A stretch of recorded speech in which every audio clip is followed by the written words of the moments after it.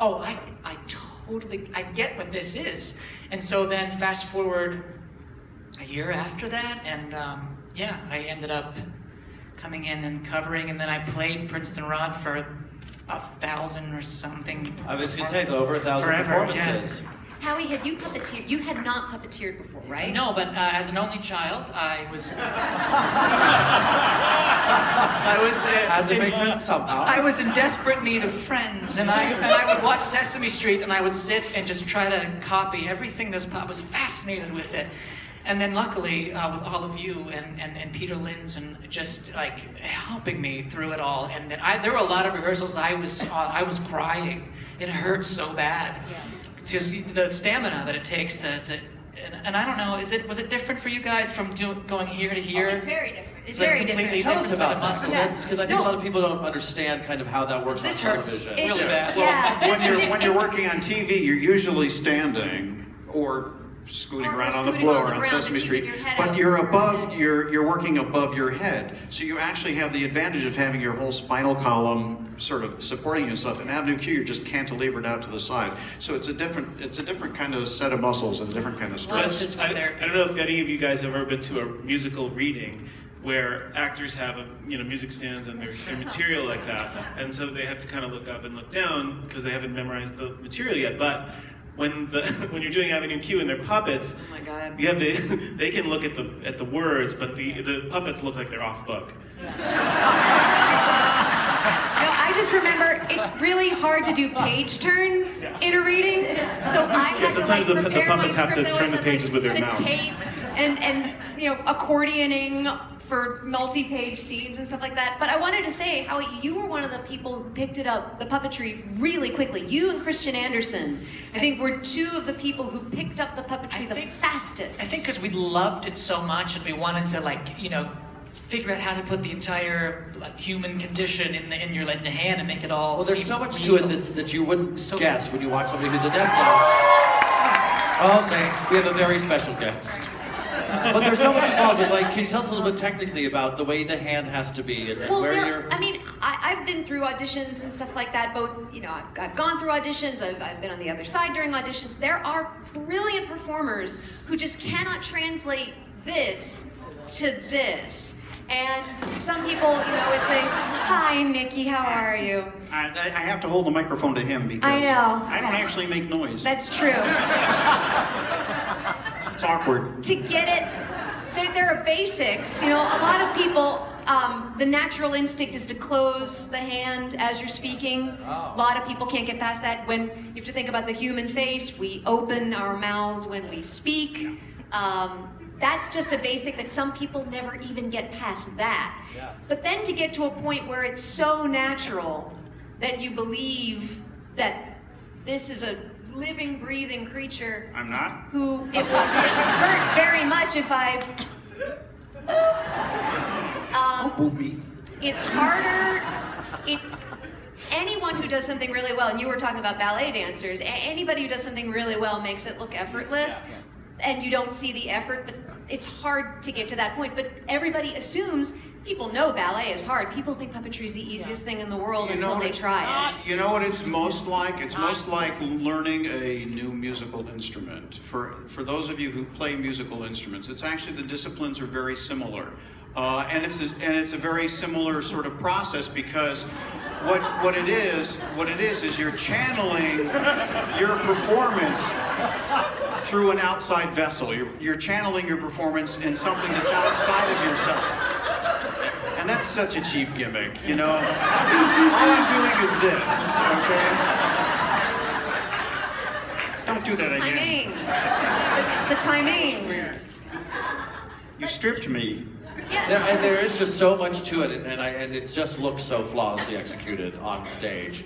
It really does. I want to make sure I talk to Erin here. I don't want to leave you out of this joining into the company moment. What? Oh, sorry. No, I expected Nikki to say something, and I had a felt joke that I was gonna try. I'm very certain Nikki can set you up for that. Hashtag I'm me always too.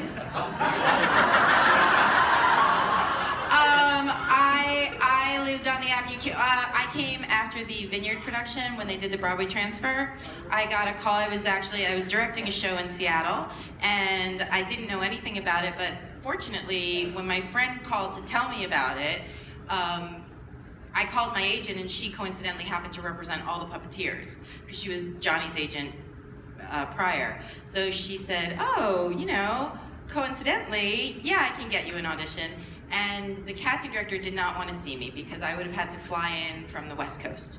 And so she was very determined not to see me, right? And then she waited till the last possible moment, and my agent said, "Listen, if you don't see her, I'm not gonna lie to you, you're gonna regret it, and the thing is she's gonna book it, so then you're gonna have to eat crow." So I was like, okay, that's a lot of pressure. Yeah, it's like very hostile, Penny. So I was like, that's not the way to get me the appointment. So she did wait till the last minute. She waited till 4 o'clock in LA to tell me to be there at 10 o'clock in New York. Yeah. So I was semi-hysterical and not sure I could make, because that's at 4 o'clock, that's the cutoff to get back to New York from LA. And fortunately, my parents let me use their frequent flyer miles, and I stayed overnight in the airport in Atlanta, and then I had another connect to Newark, and I washed my hair in an airport sink, and it's showbiz is glamorous, don't let anybody lie to you. And then I took the bus from Newark into New York to 8th Avenue, and I waited in a coffee shop until the building opened, because it was still 6 in the morning, and then I went in, I sang it, and then she said, "Here's a tape and a script, come back tomorrow." And then I took it home and read it, and my mother said, "What do you think of it?" And I said, "Either it's genius or a giant piece of shit." And right now, I actually could not tell you which one it is. Well, 15 years later, I'm going to say genius is probably where this landed. I erred to the side of genius. Yeah. When I watched it the other day, just going a little bit back to the physicality that we were talking about, and I'm so fascinated with the hand puppets who are as part of Trekkie Monster, for example, and not only getting the body together, but the acting beats are so alive and so real. And what are the keys to accomplishing that? With the puppets or just in general? With the puppets. Well, specifically. some of the puppets have no live hands. They just have rods. So one performer can do one puppet. Whereas Nikki, Right. his other hand is pinned. But Sorry, Nikki. Right. But when I stopped If it wasn't- because I knew Jen wasn't going to be. But if it wasn't, I would be back here, or Jen, or someone would Yeah. be back here doing that. That's how Cookie Monster works. The short answer to that relationship is it's really like having a dance partner. You know, you have to be that much in tune with each other, and you have to know that well what the other person is going to do. It's actually one of the interesting things about that relationship is that you just can't screw up your partner. You have to be so consistent every single night. You have to make the same step every night. You have to do the same gesture every night. Yeah, and I will say for an understudy, especially if you have different, whoever your partner is, like Rick does this, Christian does that, like that's You gotta hard. know that. It's hard, and and then when you find a rhythm, because I think I went on for like 2 weeks with Rick at like one time or something like that. Yeah, you great. find a rhythm, it's like, oh, okay, I got it now. And then somebody else comes in, or you're like, oh, we're doing this now. It's like, what?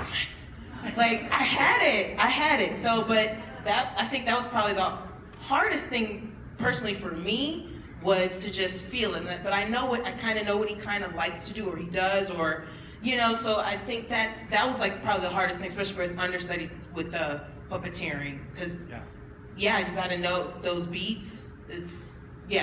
That rehearsal is. I can only imagine. I just want to add real quick, for those of you who might not be familiar with Avenue Q, I think that's one of the reasons that the show. Then why would you be here? They're here. I don't know how you found us. I think that's one of the shows. I just wandered in. I think that's one of the show's successes, is that it's not a passive show. As an audience member, you are asked to participate in understanding what the relationship is between the puppet and the puppeteer.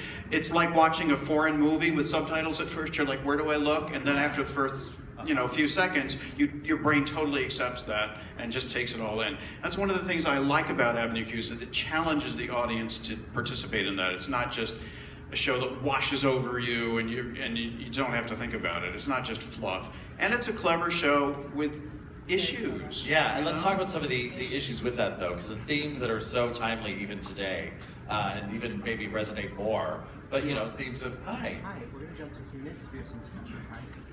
Oh, we are? 10 minutes left. Hi, David. Yeah. That's David Alford, everybody. David Alford. Hi, David. Genius, David Alford. Oh, he Well, deserves okay, more so than this- that. He helps put this whole thing together. So we just have to jump to this. They're on the screen. Twitter questions. Oh, well, guys, okay, this Twitter is... questions. Why Twitter, didn't I you guess say Twitter so? questions have come up. We were just gabbing, and now apparently we have to go to Twitter questions. So we've asked some people to write in questions for y'all. Look at that. There you are. We've asked them to send us some Twitter Eat your questions. t-shirt, somebody. Okay, great. So let's look at this first one. Let's see if I can read. First Twitter question. So I'm just trying to read that. Do puppets have a retirement plan? No, and that's from @music. Where's that music? Stand up, @music. Music. Hi, so how did you get @music? Like, I got up very early in the morning on Twitter day. All right, what's the answer to that question? He should answer that question. Does he have a retirement plan? No.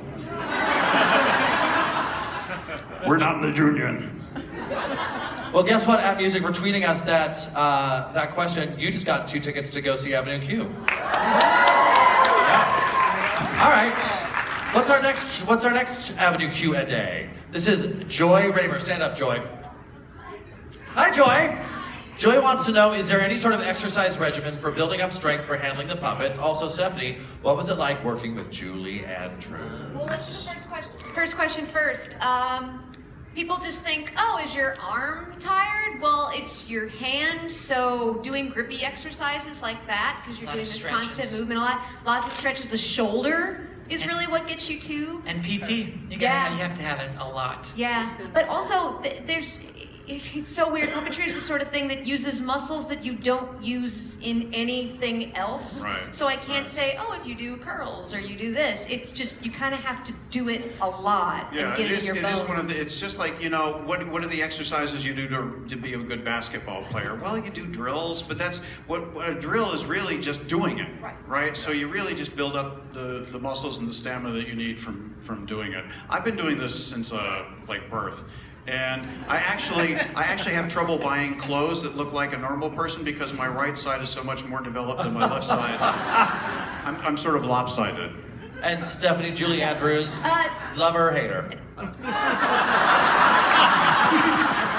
I'm sorry, we're running out of time. What do you think the I've heard answer she's to a that nightmare. What do you think the answer to that question is going to be? I was so lucky to get to be in her aura and presence. And what was even more fun about that is her hair and makeup guys who've been with her forever, who worked with her. They're in SOB, that scene where she's on the leading board. And they're primping her. They love telling stories about that movie and she's just lovely. And her daughter Emma Walton Hamilton was a producer on the show as well. And just Julie and Emma were wonderful. And was really lucky to get a chance to do something that was that special. I mean, she's a pretty special lady. Yeah. Guess what? You're going to go see Avenue Q as well. 2 tickets to you. Next tweet. I have an Avenue Q inspired tattoo that I love dearly. What is the craziest thing a fan has ever done or gift you've ever received? Who wants that one? That's not crazy. That's awesome. Someone made me a foam door hanger that on one side said, "Today I feel like Kate," and the other side said, "Today I feel like Lucy." I love still that. have it. Stand up. Who wrote that one? Yeah. All right. There you go. You're going to go see Avenue Q as well. Next tweet. This is fun. I think that one was the craziest. The tattoo. I think that The was. tattoo? That's an homage. You're with Avenue Q's with you always. It's a This good is spot. Caroline. Caroline, please stand up. There you are. How many trekking puppets do you use in every show? That's a good question. He does seem to teleport. That's one of the fun things about Avenue Q is that a lot of people don't understand that there's multiple versions of every puppet. The puppets don't do costume changes very well. So there's like 8 Princetons and 7 Kates and 6.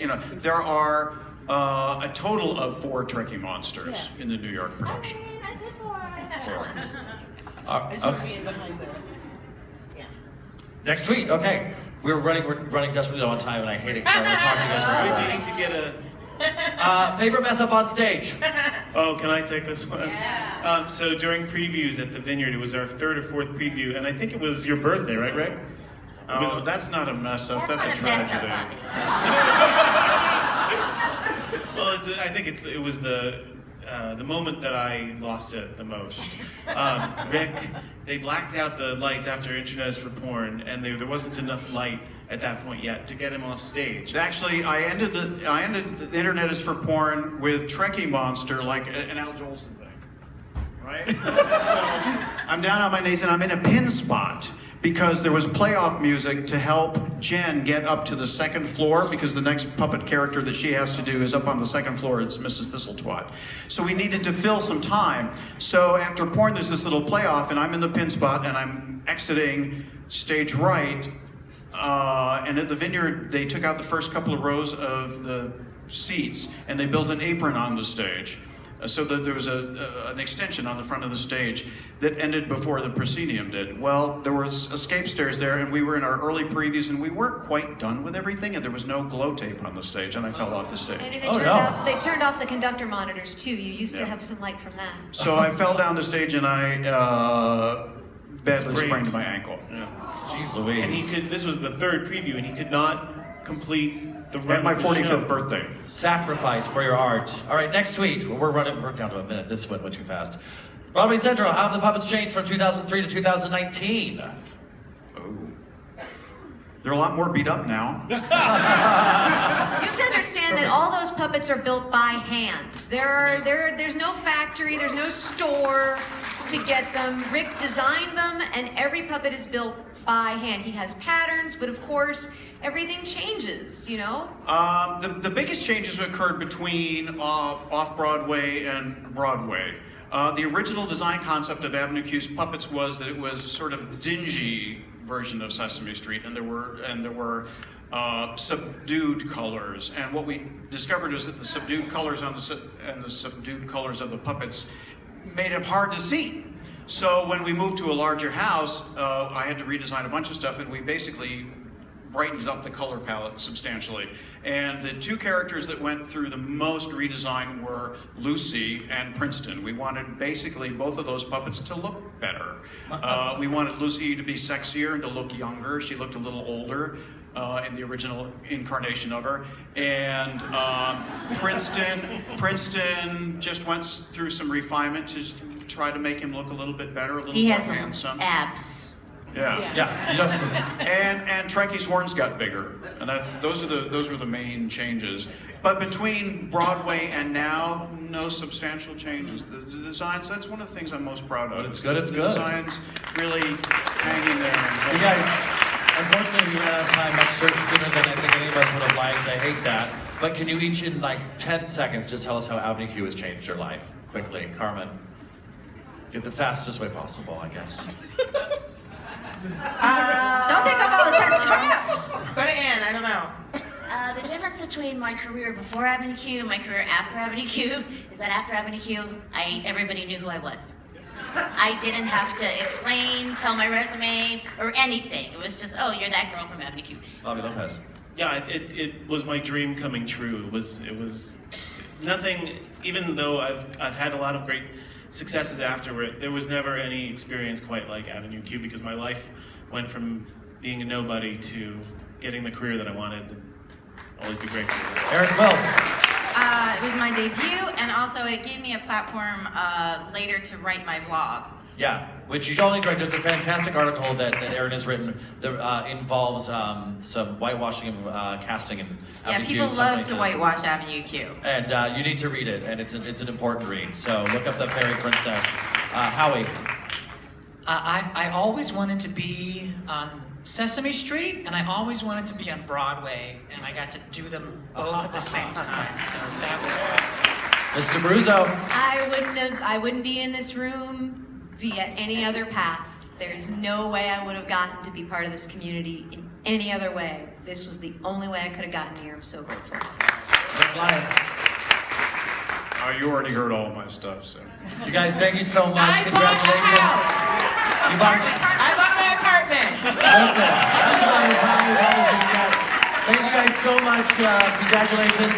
Look for Avenue Q to open up again on Mars very soon. It's a little show that could and has just been so revolutionary in changing the face of theater. So thank you all very much for that gift. Have a great day.